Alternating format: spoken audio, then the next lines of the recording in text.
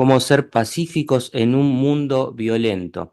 Saben que la respuesta que vamos a tratar de dar a esta pregunta es bastante interesante y sobre todo porque todos nosotros en algún momento hemos estado, estamos o vamos a estar divididos entre responder con violencia o ser pacíficos, porque nos puede pasar a todos. Pero cuando decimos cómo podemos ser pacíficos en un mundo violento, la pregunta es ¿qué tan violento es el mundo? Tal vez algunos puedan decir, bueno, no, no es para tanto, el mundo no es tan violento. Bueno, si usted tiene ese punto de vista, yo le propongo un desafío de 5 minutos. Cuando termine la reunión, 5 minutos frente a un noticiero, 5 minutos leyendo algún portal de noticias y le aseguro que va a cambiar de opinión. Ahora, si usted, igual que yo, piensa que el mundo es violento, también debo decirle que nos equivocamos, porque el mundo es extremadamente más violento de lo que uno cree y de lo que uno puede ver desde su punto de vista, ¿no es cierto? Podríamos dar un montón de ejemplos para demostrar que el mundo es violento, incluso detalles. No es el propósito de este discurso, pero sí lo que podemos entender o ver es hasta qué grado se ha extendido la violencia. Miren, vamos a hacer un poquito de memoria. Hace unos 6.000 años, cuando en la Tierra había un puñadito de personas, podemos decir que los podríamos contar con los dedos de la mano, la Biblia dice que en un violento arrebato de celos, Caín mata a su hermano Abel. El primer hecho de violencia que se registra en la historia de la humanidad. Unos cuantos años después, ya en la época de Noé, la Biblia asegura que el mundo estaba lleno de violencia. Y en la actualidad, el mundo sigue lleno de violencia. Entonces, ¿qué cambió en 6.000 años? Bueno, la realidad es que no ha cambiado nada, pero sí ha ido modificándose la cantidad de hechos de violencia que hay en el mundo. Si, para tener una breve idea de lo que estamos hablando, en el año 2017, la Organización Mundial de la Salud relevó que unas 2 millones de personas mueren o murieron violentamente durante ese año. Y el año anterior, en el 2016, habían sido 1.600.000. Así que imagínense cómo exponencialmente se está aumentando y cuánto será hoy día, ¿no? 6 años después. Esto la verdad que no es algo que nos sorprenda, porque la Biblia ya lo venía advirtiendo. De hecho, en Primera de Timoteo 3, 1 al 3, dice que el mundo se iba a caracterizar por esto, por la violencia. Ahora imagínense, si 2 millones de personas o más mueren violentamente, ¿cuántos más serán los que sufren violencia y que no tienen un final fatal? ¿Y cuántas personas serán las que ejercen violencia para que haya tanta cantidad de víctimas? ¿Nos damos cuenta entonces hasta qué punto se ha extendido la violencia en el mundo? Ahora, podemos decir algo que esto sí que es interesante. La violencia generalmente uno la asocia a un malhechor, a un delincuente, a una persona de mal carácter o que ha vivido, ha tenido una vida dura. Sin embargo, hoy podemos decir que la violencia ya no es propiedad de solamente ellos, porque muchas personas que no tienen como característica la violencia, al ser víctimas de injusticias, responden de manera violenta, quejándose, haciendo protestas o incluso intentando vengarse. Así que habiendo hecho esta breve introducción del mundo en el que estamos viviendo, queremos dar respuesta a tres preguntas. Tres preguntas que vamos a tratar de responder en el discurso. La primera es, ¿terminarán algún día las injusticias que en cierto modo son las que promueven actos de violencia? Segundo, si nos pasa que en algún momento tenemos un ataque de furia, ¿cómo podemos impedir que la ira nos domine? ¿Cómo podemos impedir que la ira nos domine? Y por último, la tercera, ¿vale la pena ser pacíficos? ¿Hacer el esfuerzo? Bueno, vamos a ir analizándolo. Primer punto, ¿terminarán algún día las injusticias? Muchos pueden decir, no sé, o incluso no, yo creo que no. Y la verdad es que el que piensa así tiene argumentos para dar esta respuesta, porque como hemos visto, si en tantos años de violencia, en tantas veces que se ha tratado de que eso no suceda mediante instituciones, gobiernos, organizaciones, no se ha logrado, parecería que es algo imposible, ¿no es cierto? Sin embargo, los que piensan de esta manera tal vez no fueron a buscar la respuesta al lugar correcto. ¿Qué pasaría si esta pregunta, ¿terminará algún día las injusticias? se lo preguntáramos a Dios? Bueno, ¿quieren ver la respuesta que nos da Jehová? Si me acompañan a los Salmos, nos vamos a dirigir al libro de los Salmos, capítulo 37, y vamos a ver la respuesta en los versículos 10 y 11. Salmos 37, 10 y 11 dice: solo un poco más y los malvados ya no existirán. Mirarás a donde estaban y ya no estarán allí. Pero los mansos heredarán la tierra y disfrutarán plenamente de abundante paz. Y saben que para cumplir esta promesa, lo más interesante es que Dios no va a utilizar las iniciativas políticas, no va a utilizar ninguna organización, no, dice que va a utilizar a su Hijo, a quien va a poner a cargo de un gobierno. Y Jesucristo es el que va a estar encargado de eliminar a los que oprimen a los demás. Y fíjense cómo proféticamente Jehová le da el poder para hacer esto a Jesucristo. Lo vamos a ver a través de una profecía, si me acompañan a Daniel, el libro de Daniel. Vamos a dirigirnos al capítulo 7 de Daniel. Y fíjense en el versículo 14 cómo Jehová le da el poder para realizar esto a su Hijo. Daniel 7:14 dice: y recibió dominio, honra y un reino para que gente de todo pueblo, nación e idioma le sirvieran. Su dominio es un dominio eterno que nunca acabará y su reino no será destruido. Observamos que acá se está hablando de un gobierno, de un gobernante que tiene un propósito. Y vieron que, bueno, ahora estuvimos hace poco en época de campaña política. Todos los gobiernos prometen que van a hacer algo, explican medianamente cómo lo van a hacer. ¿Quieren saber lo que dice este gobierno que va a hacer en el futuro?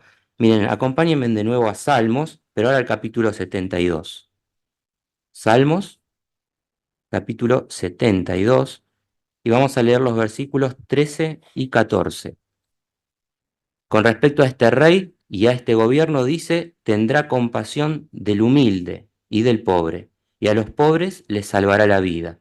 Los rescatará de la opresión y de la violencia, y la sangre de ellos será muy valiosa a sus ojos. Qué interesante que haga esta promesa, ¿no es cierto? Ningún gobierno jamás pudo hacer esta promesa, y mucho menos cumplirla. Ahora, acá viene un tema que es muy, pero muy interesante, porque ese periodo en que el gobierno, a cargo de Jesucristo, cumpla con esta promesa, la Biblia lo llama el día de la furia de Jehová, o el día de la cólera de Jehová. Y acá muchos podrán decir, pero ¿no es contradictorio? Estamos hablando de terminar con la violencia y Dios actúa con furia o con enojo. Bueno, vamos a explicarlo. La diferencia que hay entre Jehová y los seres humanos es que cuando Dios se enoja, y sí, Jehová se enoja, pero cuando lo hace por una razón justa y jamás se excede en la demostración de ese enojo. Vamos a explicarlo de otra manera. La furia, el enojo, la cólera no es para nada una característica de Jehová. Todo lo contrario, la Biblia dice que Dios es paciente y es abundante en bondad amorosa, pero que a la vez tiene un sentido tan perfecto de la justicia que no puede ni tolerar ni exonerar de castigo a quien se lo merece. Así que tanto Jehová como Jesucristo son justos y jamás se exceden. Y fíjense por qué y cómo lo sabemos. Porque dio una provisión. Si una persona que ha hecho actos de violencia, ha cometido ciertos pecados, se arrepiente sinceramente y lo demuestra con hechos, la Biblia dice que esa acción de arrepentirse de alguna manera lo exime o lo salva de la justicia divina, de la expresión de la justicia divina. Así que podemos estar seguros de que Jehová y Jesucristo jamás se van a exceder y que siempre van a demostrar primero misericordia y en última instancia, si es necesario para ejecutar justicia, furia o ira. Ahora, cuando llegue ese día, el día de la furia de Dios, y Jehová actúe, lo que va a pasar inmediatamente después, en el día uno después, va a ser que va a haber abundante paz sobre la tierra, cosa que ningún otro gobierno puede hacer. ¿Qué podemos hacer nosotros para estar en ese día después y observar los resultados? Ponernos del lado de Dios, ponernos del lado de Dios, hacer un esfuerzo por estar del lado del gobierno de Dios. Segundo punto, ¿se acuerdan que habíamos dicho que íbamos a analizar tres? La verdad, somos poquitos, así que podemos ser sinceros. ¿quién no ha tenido un día de furia alguna vez? ¿No es cierto? Si pasara o nos vuelve a pasar, ¿cómo podemos hacer para impedir que la furia nos domine?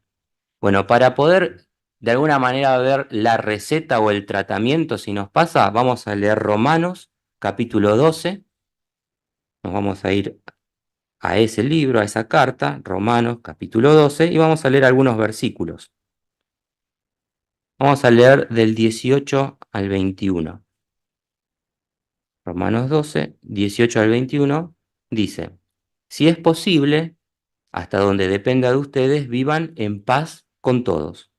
Amados, no se venguen, sino cédanle el lugar a la ira, porque está escrito, mía es la venganza, yo les daré su merecido, dice Jehová. Más bien, si tu enemigo tiene hambre, aliméntalo. Si tiene sed, dale algo de beber, porque haciendo esto amontonarás brasas ardientes sobre su cabeza. No te dejes vencer por el mal, sino sigue venciendo el mal con el bien. ¿Lo analizamos un poquito más profundamente a estos versículos? El versículo 18 decía, si es posible, en cuanto dependa de ustedes, vivan en paz con todos los hombres o con todos. Cuando somos pacíficos, cuando hacemos caso a este consejo, estamos demostrando que confiamos en que solamente Jehová es el que va a resolver los conflictos, los hechos de violencia y las injusticias que hay en el mundo.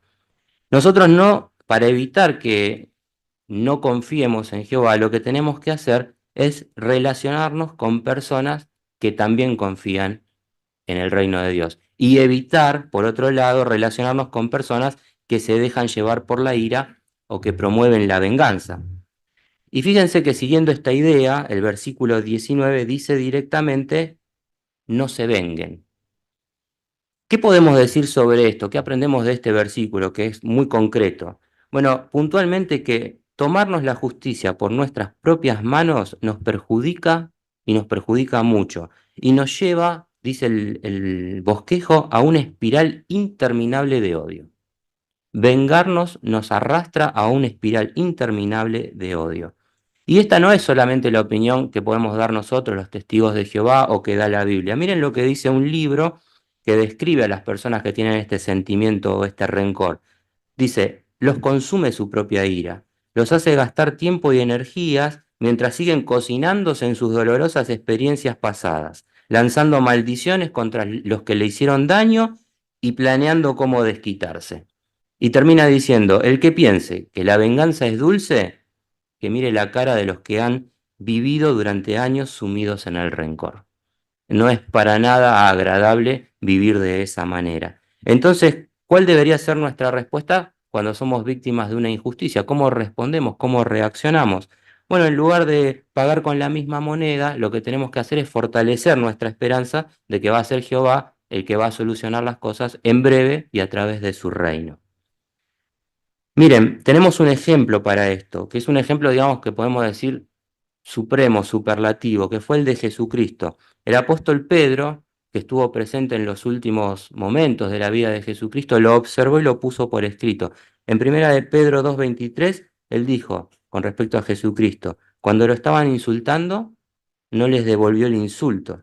Cuando estaba sufriendo, no los amenazó. Más bien se puso en manos del que juzga con justicia. Qué gran ejemplo, ¿no es cierto? Nosotros también podemos ser víctimas de violencia, de injusticias, pero tenemos que seguir este ejemplo de Jesucristo. El versículo 20, un consejo aún más proactivo que nos da la Biblia, dice, si tu enemigo tiene hambre, aliméntalo, y si tiene sed, dale algo de beber. ¿Cómo será esto, no es cierto, de ayudar a nuestros enemigos? Bueno, una manera importante de hacerles el bien a las personas que tal vez sean injustas para con nosotros es enseñándoles con la Biblia lo que este reino va a hacer en el futuro. Ahora, acá viene un tema, ¿no es cierto? Porque parece como medio difícil, como se dice popularmente, del dicho al hecho hay un gran trecho, que alguien que es injusto para con nosotros, nosotros tengamos que devolverle con un bien. Bueno, para poder verlo mejor vamos a compartir una experiencia que pasó en el año más o menos en los 90 en la época que había habido una gran guerra en Croacia, una guerra sangrienta pasó en esa parte del mundo. Y la experiencia es de un joven que era soldado, que había escalado rápidamente en una unidad de élite del ejército. Y estaba en la estación del tren esperando el tren y dice que recibió un tratadito amarillo, ¿se recuerdan? ¿Quién es realmente el gobernante del mundo? La mano que sostenía el globo terráqueo. Dice que lo leyó inmediatamente y aprendió que el responsable de los actos violentos contra el hombre no es Dios, sino que es Satanás. Y comenta este joven que esta verdad le causó una impresión tan profunda y tan honda que entendió que las razones por las que él se había hecho soldado no eran las correctas, pues él había hecho este avance dentro del ejército porque tenía la intención de vengar a la muerte de su hermana de 19 años y de algunos familiares que habían sido muertos o los habían matado un grupo de mercenarios en estos problemas de la guerra que había habido. Pero como él había planeado en algún momento ir a ese lugar, a esa zona donde vivían estas personas, el tratado este lo hizo pensar. Luego se contactó con los testigos de Jehová, comenzó a estudiar la Biblia y dice que con varios años de esfuerzo logró cambiar su personalidad y se bautizó. ¿Y qué hizo finalmente? Dice que varios años después fue al pueblo donde vivían estas personas, pero ya no con la intención de vengarse, sino en una campaña a llevarle las buenas nuevas del reino y enseñarle lo que la Biblia dice sobre la misericordia divina. No es fácil, pero tampoco es imposible que devolvamos, o como dice el texto, que alimentemos a nuestros enemigos y le demos de beber. El versículo 21 lo vamos a dividir en dos partes. La primera parte dice, no te dejes vencer por el mal. No te dejes vencer por el mal. ¿Qué significará esto de no dejarse vencer por el mal? ¿Cómo puede lograr vencernos el mal? Miren cómo lo menciona directamente el esclavo. Dice, si nos sentimos indefensos ante nuestros opresores, o quienes nos causan problemas, o los que ejercen injusticia y violencia sobre nosotros, habremos sido vencidos por el mal si nosotros descargamos nuestra frustración en la familia o en los amigos. Seremos vencidos por el mal si descargamos nuestra propia frustración en la familia o en nuestros amigos. Entonces, ¿qué podemos hacer para que esto no nos pase? Para que no traslademos las cosas malas que sufrimos dentro del seno familiar o dentro de nuestro grupo de amigos o incluso dentro de la congregación. Bueno, una de las cosas es buscar ayuda en una persona madura que piense o que tenga la forma de pensar de Dios. Hablemos con alguien, contémosle lo que nos pasa, desahoguémonos, no nos lo guardemos, porque el resentimiento suele crecer bajo esas circunstancias, cuando no logramos sacarlo. Entonces, hablemoslo con alguien que tenga el punto de vista de Dios. Una revista Despertar 2005, 22 de febrero, bajo el título ¿Cómo puedo controlar mis emociones?, decía, si te rodeas de personas que procuran controlar sus emociones, te costará mucho menos cultivar autodominio. Y dice que las congregaciones de los testigos de Jehová están llenas de estas personas. Así que hacemos bien en rodearnos de personas que no fomenten la violencia, la venganza y que sepan cómo manejar los sentimientos de ira. Otra manera, y sumamente importante, es directamente hablarlo con Jehová. Tenemos el instrumento de la oración, pongámoslo en oración, contémosle lo que nos pasa. Hay una garantía de parte de Dios. Salmo 55, 22 dice, arroja tu carga sobre Jehová y él mismo te sostendrá. Nunca permitirá que el justo caiga.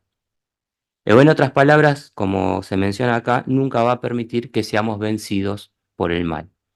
La segunda parte decía, en contrapunto, sigue venciendo el mal con el bien. ¿Cómo podemos lograr esto? Bueno, algo mencionó la canción del principio. Fíjense, podemos seguir venciendo al mal con el bien estando dispuestos a perdonar siempre que haya, aunque sea una razón para hacerlo. Estando dispuestos a perdonar. Dejemos de lado el resentimiento y pongamos los asuntos que no se pueden arreglar en manos de Dios, pero perdonemos, saquémonos el rencor de encima. Dice acá que el Espíritu Santo, si uno se lo pide a Jehová, puede hacer y darnos las fuerzas necesarias para superar la ira o el enojo más profundo. Y podemos directamente, esto es muy interesante, pedirle a Dios que sustituya nuestro enojo por compasión y paz.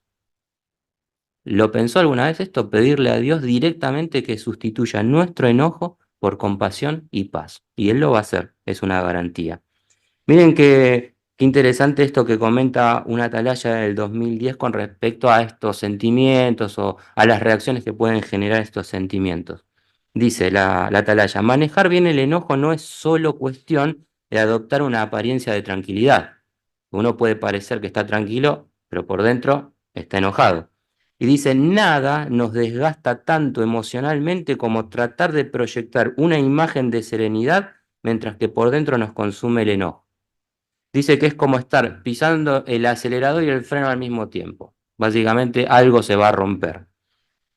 ¿Cómo podemos hacer, dice, para evitar esto? Si nos encontramos en una situación tensa y notamos que nos invade el enojo, tal vez sea mejor que nos vayamos y nos demos tiempo para calmarnos. En efecto, dice, hacer comentarios hirientes o agresivos, aunque no se suba la voz o hacerlo en voz baja y tranquilo, solo sirve para echar más leña al fuego. Así que en cualquier situación que se ponga a prueba nuestra paciencia, uno ha de ser, como dice la Biblia, lento en cuanto a hablar y lento en cuanto a ira. Y también hay que pedirle obviamente a Jehová su Espíritu Santo porque fácil en esos momentos no nos va a resultar. Recuerdan que habíamos planteado la pregunta, ¿no es cierto? ¿Cómo podemos evitar que la ira nos domine? Bueno, hemos contestado bien. Cuando nos encontremos en una de esas situaciones que vulgarmente decimos que se nos está por soltar la cadena, Romanos 12, 18 al 21, en ayunas cada 8 horas. Y seguramente que lo vamos a poder superar. Y el tercer punto, ahora sí, es muy importante. Después de todos los esfuerzos que uno hace, de toda la concientización que tratamos de hacer sobre este tema, ¿vale la pena el esfuerzo? ¿Vale la pena ser pacíficos? Bueno, para saber si algo vale la pena, ¿vieron? Cuando usted va a comprar algo, para saber si da resultados, si le va a ser útil, tiene dos opciones. Comprarlo y probarlo o preguntarle a alguien que ya lo compró, ¿no es cierto? Entonces vamos a hacer eso, vamos a preguntarle a alguien que ya hizo los cambios a ver si vale la pena ser pacífico. En este caso vamos a hablar de José Gómez. Espero que no haya ningún José Gómez acá. Este José Gómez era de Francia y nació en el año 64 y era hijo y nieto de una larga cadena de gitanos andaluces que venían del norte de África, vieron de Marruecos, Argelia. Dice que José comenta que la cultura gitana es extremadamente machista y es muy violenta. De hecho, dice que su padre era violento con él, con su hermana y con su mamá. Y fíjense cómo fue su vida. A la edad de 15 años, dice que ya carecía de propósito. Su vida no tenía más propósito. Con el tiempo se ganó la fama de tener un temperamento violento. Dice que disfrutaba intimidando a la gente, que a veces provocaba deliberadamente a otros jóvenes en la escuela, pero que muy pocos se animaban a hacerle frente desde que iba armado con cadena y con cuchillo al colegio. Dice que con el tiempo empezó a robar autos para venderlos o solamente para prenderle fuego y ver cómo los bomberos apagaban las llamas. Más adelante empezó ya a desvalijar comercios, locales de almacenamiento, en varias veces cayó preso y cada vez que lo hacía dice que pedía ayuda a Dios. Así que era una joyita, José, pero tenía un sentimiento hacia Dios. Bueno, la historia de este que ahora es nuestro hermano es larga, pero más o menos, después de varias idas y vueltas, enfrentamientos entre clanes gitanos, después de enrolarse en el ejército por esta ansia que tenía de violencia y de odio, en una de las tantas veces que cayó preso, dice que un joven muy agradable lo saludó amablemente en la cárcel. Luego dice que se dio cuenta que era testigo de Jehová y solo estaba encarcelado por no aceptar tomar las armas, dijo él, solo por eso. Pero claro, este hermanito nuestro le dio un libro y dice que José lo leyó en una noche y lo que leyó lo conmovió y profundamente lo hizo pensar y dijo, había encontrado la verdadera libertad en prisión.